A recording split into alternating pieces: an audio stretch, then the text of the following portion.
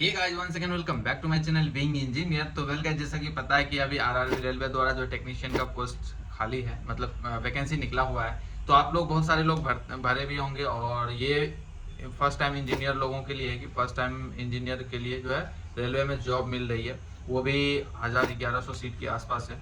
तो वो जो फॉर्म है वो कैसे फिलअप करें और उनमें क्या क्या सावधानी बरतनी है, वो चीज़ मैं आपको अभी इस वीडियो में दिखाने वाला हूँ। तो आप लोग बिना किसी गलती का, एक्चुअली मैं भी कैंडिडेट हूँ, मैं भी सोच रहा हूँ कि फॉर्म फिलअप किया जाए और ट्राई किया जाए। तो वेल, अभी हम लोग पूरा स्टेप बाय स्टेप जो है फॉलो अप करेंगे और आप लोग भी देखना। अगर आप लोग अभी फॉर्म नहीं फिलअप करो, हालांकि अब काफ़ी कम टाइम बचा हुआ है फॉर्म फिलअप के लिए, 8 को शायद लास्ट है। तो उससे पहले मैं सोच रहा हूँ आज ही खत्म कर लिया जाए, क्योंकि लास्ट टाइम काफ़ी रश हो जाता है, ट्रैफिक हो जाता है इंटरनेट पे। तो चलिए गाइस, वीडियो को स्टार्ट करते हैं। लेकिन वीडियो स्टार्ट करने से पहले अगर आप हमारे चैनल पर नए हैं तो प्लीज़ चैनल को सब्सक्राइब कर लीजिए, और वीडियो अच्छी लगती है तो लाइक कीजिए, दोस्तों में शेयर कीजिए। तो चलिए गाइस, सबसे पहले हम लोग क्रोम पे चलते हैं और मैं यहाँ पे क्रोम ओपन कर लेता हूँ। और वो साइट पे जाने का दो तीन तरीका है। एक तो हम ऑफिशियल वेबसाइट पे जा सकते हैं, अदरवाइज सरकारी रिजल्ट .com, जो कि आप सभी को जानते होंगे, काफ़ी चर्चित वेबसाइट है। तो ये रहा सरकारी रिजल्ट .com का साइट। तो यहाँ पे हम लोग जैसे ही जाएंगे तो आपको सबसे नीचे या सबसे ऊपर यहाँ पे भी दिख जाता है, और सबसे नीचे भी यहाँ पे दिख जाती है इसमें। तो यहाँ पे चलते हैं। यहाँ पे जाने के बाद यहाँ पे सारी इन्फॉर्मेशन दी गई है। साथ में आपको जानकारी देता हूँ कि इसमें जो फीस वगैरह क्या है, या क्राइटेरिया, एलिजिबिलिटी क्राइटेरिया क्या है। तो इसमें जो है दो टर्म में जो है आपको एग्जाम होने हैं, दो सीट के लिए, एक ग्रेड 1 के लिए और ग्रेड 3 के लिए। तो जैसा कि आपके डिस्प्ले पे दिख रहा होगा, यहाँ पे ग्रेड 3 के लिए एज जो है लिमिट 33 है और 36 है टेक्नीशियन ग्रेड 1 के लिए।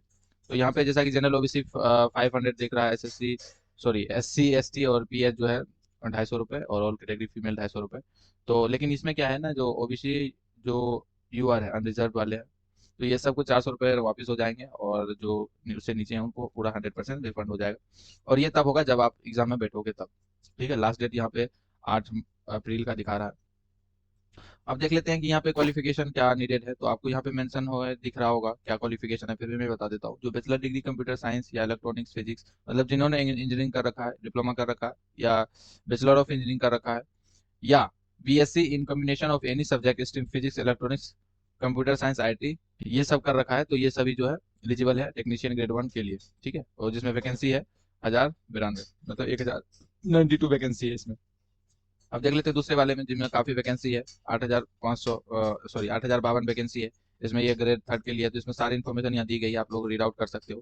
हालांकि आप लोगों को सारी इन्फॉर्मेशन पता ही होगी। अब मेन मुद्दा तो यहाँ यह फंसता है कि इसमें जोन वाइज कैटेगराइज कर दिया गया कि कौन से जोन में कितनी सीट्स खाली है। तो आई होप कि आप लोगों ने डिसीजन ले लिया होगा कि हमें कौन से जोन से फॉर्म फिलअप करनी है। तो नीचे जब आते हैं तो ऑनलाइन अप्लाई, ऑनलाइन के लिए हम लोग जाते हैं। और यहाँ पे जब आप रेलवे की साइट पे आते हो, ये एक्चुअल साइट है, यहाँ पे आने के बाद जो है यहाँ पे आपको क्रिएट एन अकाउंट है। अगर आप फर्स्ट टाइम कर रहे हो तो क्रिएट एन अकाउंट में जाएंगे, और यहाँ पे सारी इन्फॉर्मेशन आप फिलअप करोगे। ठीक है, नाम वगैरह सारी चीजें फिलअप करोगे। तो यहाँ कुछ ऐसा है नहीं जो कि आपको नहीं पता होगा, अपने से भी फॉर्म फिलअप कर सकते हो। इसमें तो ऐसा कुछ है नहीं। जब यहाँ पे आप फॉर्म फिलअप करोगे तो आपको एक आईडी पासवर्ड मिलेगा। आईडी पासवर्ड वही होता है जो आप यहाँ पे नंबर डालोगे और पासवर्ड नीचे में डालोगे। तो इतना करने के बाद आपका अकाउंट क्रिएट हो जाएगा, और उसके बाद दोबारा जब आप जाओगे तो ऑलरेडी वाले में आपको जाना है। जैसा कि आप देख रहे हो, मैं यहाँ पे ऑलरेडी मैंने फॉर्म फिलअप कर रखा है, तो इस वजह से जो है मेरा यहाँ पे आ चुका है। तो ये मेरा आईडी है और ये मेरा पासवर्ड है, जो कि आपको फिर मैं यहाँ पे कैप्चा डाल देता हूँ।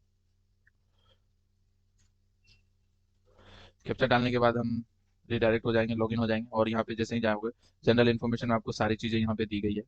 ठीक है, ऑनलाइन एप्लीकेशन में हम जाते हैं, आगे बढ़ते हैं। तो यहाँ पे पहले है कि फर्स्ट वाला, तो टेक्नीशियन ग्रेड 1 का है। तो ये आप कंफ्यूजन मत हो जाना, फर्स्ट टाइम में भी कंफ्यूजन हो गया था एक्चुअली, ये तो कौन सा सीन है, मतलब कौन सा सीन, क्या सीन चल रहा है। तो ये यहाँ पे ऑलरेडी मेंशन है, यहाँ ऊपर सबसे ऊपर ग्रेड 3 के लिए ये है और ग्रेड 1 के लिए ये है। तो यहाँ पे आपको टिक करना होता है। अगर आप जो भी रीजन सेलेक्ट करते हो, यहाँ पे अगर मैं चाहता हूँ कोलकाता जाऊँ, तो कोलकाता में जाके यहाँ पे करके नेक्स्ट आपको करना है।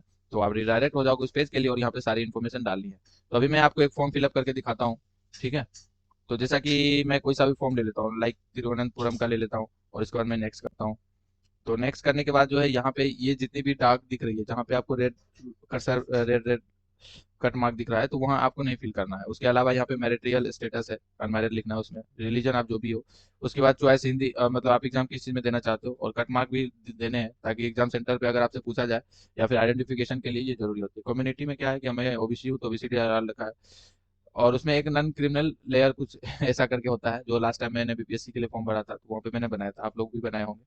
तो वो मैंने यहाँ डाल रखा है, सर्टिफिकेट नंबर है और ये किससे अप्रूवल्ड है तो वो आपको यहाँ मेंशन करना है, संगे संग इसका डेट भी मेंशन करना है। अब आते हैं पोस्टल एड्रेस, अगर कोई इन्फॉर्मेशन शेयर करनी हो या कुछ चीज़ भेजनी हो डॉक्यूमेंट आपके पोस्टल एड्रेस पे, तो वहाँ पे आपको ये बिहार जो भी स्टेट है फिर डिस्ट्रिक्ट है, ये एक आप फॉर्म फिलअप करोगे टिक करोगे तो ऑटोमेटिक दोनों पे रिडायरेक्ट हो जाएगा। उसके बाद यहाँ पे आपको सेव करना है, उसके बाद नेक्स्ट करना है। नेक्स्ट करने के बाद आप दूसरे पेज पे आ जाओगे, एक्स सर्विसमैन डिटेल्स, यहाँ पे कैटेगरी डिटेल्स, आप एक्स सर्विसमैन हो नहीं हो, बिल्कुल अगर है तो ठीक है, नहीं है तो ये करेंगे।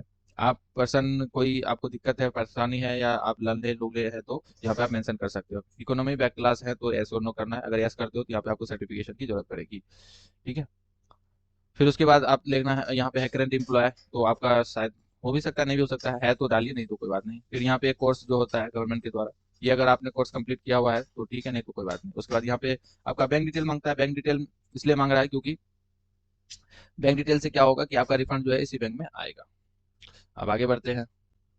आगे बढ़ने के बाद जो है यहाँ पे आपको क्वालिफिकेशन के लिए मैट्रिकुलेशन मतलब मैट्रिक का जो है आपको यहाँ पे डिटेल डालनी है।